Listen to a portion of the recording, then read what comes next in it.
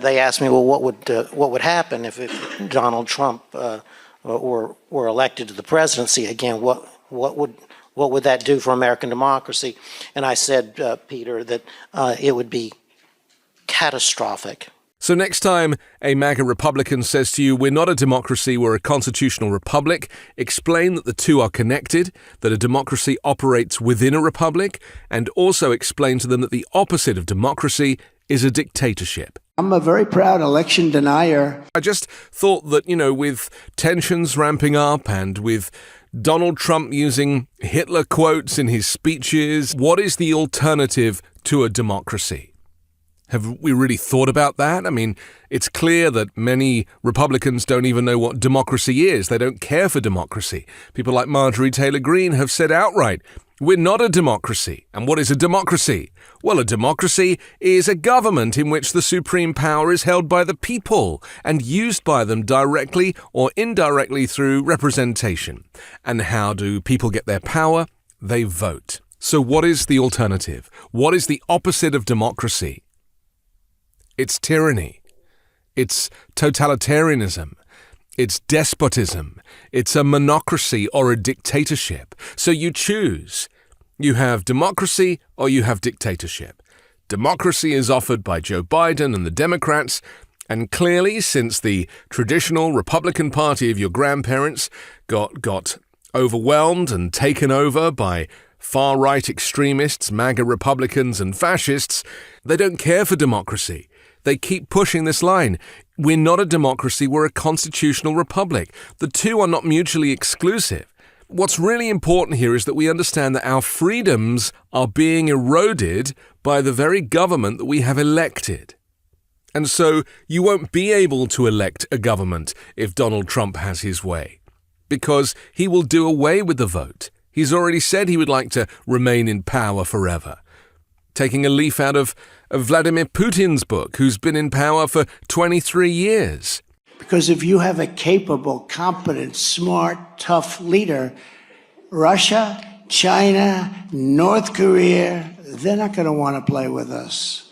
And they didn't. This is the problem, is that if you want to be truly represented, if you want to be able to vote for people who can represent you, you've got to stick to the system. And the system has rules and protocols. And if you don't like the result, you can't just say that it was rigged. Because it's Donald Trump who has been saying that the election is rigged over and over and over for the last 6 years. He is the reason why American democracy is in question. It wasn't before he came along and said these things. It wasn't before Fox News repeated these things, and right-wing radio hosts repeated these things, and Facebook repeated these things. It was never in peril. And 62 court cases looking at election interference found none. And voting machines, something that, companies like Dominion, who hold their voting machines in such high regard and are used all over the world in peaceful and respected democracies, those machines were called into question. By who? By Donald Trump and by his team of lawyers who now are all pleading guilty for interfering with the election. So, if you want clarity, then just look at the facts. America needs to remain a democracy, not because it's a similar word to Democrat. Democracy is not exclusive to Democrats. Democracy is something for everybody. It is the right of representation based on your free vote. But if you feel that your vote is not worth anything because they've told you so, and if you feel that Donald Trump is your man, and he's going to fix everything because he knows everything about everything and he's got you covered, then fine. Have your dictatorship, because that is the alternative to a free vote and a democracy, a dictatorship. Donald Trump is offering you a dictatorship where you don't get a say in any of the policies, you just trust him to get on with everything. And let's see how that goes down, how long that lasts, because dictators always fall. And a dictator, he points to Putin, he points to Xi Jinping, he points to Viktor Orban. These are people that he respects because they are strong. But he never talks about the fact that they don't allow people to vote in their countries. He never talks about the fact that under those types of dictatorships, people are not free. They're not free to practice their religion. They're not free to have their own belief system. They're not free to even go out and vote. And their vote, if it is placed, is often not counted. And that is what Donald Trump wants. So he's been reverse engineering the conversation, claiming the election was rigged when it wasn't, so that if he was to get into power, he can then rig the election so he can stay in power. American democracy is in greater peril today than it's ever been in American history. Let's not forget what the Nobel Prize-winning author Sinclair Lewis warned, saying that when fascism comes to America, it'll be wrapped in the flag and wearing a cross.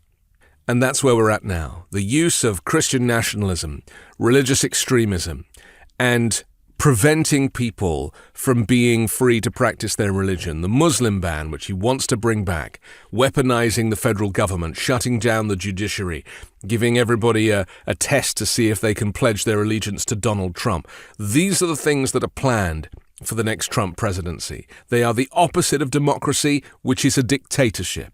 And America was always the land of the free. Well, they're going to have to rewrite the national anthem and a whole bunch of songs, because the U.S. will not be free under a future Trump presidency, which will be one of retribution and of hate, one that is anti-religious freedoms and one that shuts down the free press so that you can't even get coverage such as this, where we have the opportunity to speak freely. It'll all go.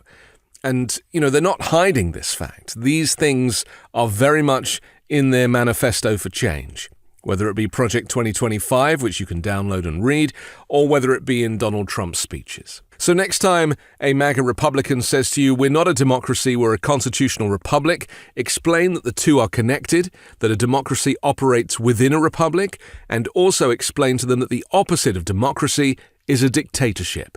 And that's what they're voting for. I'm a very proud election denier.